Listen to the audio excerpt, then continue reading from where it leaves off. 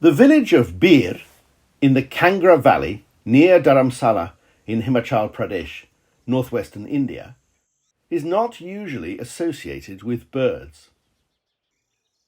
It was a centre for tea plantations during colonial times, and in the last 25 years it has become a haven for paragliding. Indeed, it is considered as one of the best paragliding destinations in the world, and it attracts pilots from all over the globe.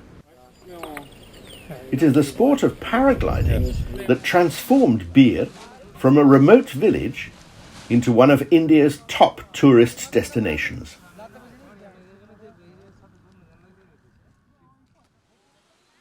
It is also a very important Buddhist centre. A Tibetan colony was established in Bir after the Tibetans escaped their country following the Chinese invasion in 1959. Many monasteries were built in the Tibetan colony and around it. Shirablin Monastery, which is built in a large pine forest, is said to be the biggest Tibetan monastery in the world. One day, in late October, as I was walking along a small wooded stream that separated a tea plantation from the village, I saw water bursting out of a metal water pipe. There was a lot of bird activity near this place, but the water that spilled onto the ground percolated and disappeared into the soil. I bought 3 plates, like those you would put under flower pots, and placed them under the falling water where it hit the ground. Very soon I had a permanent shallow water pool of the kind that birds like. I threw some rice around and put a few pieces of banana near the plates.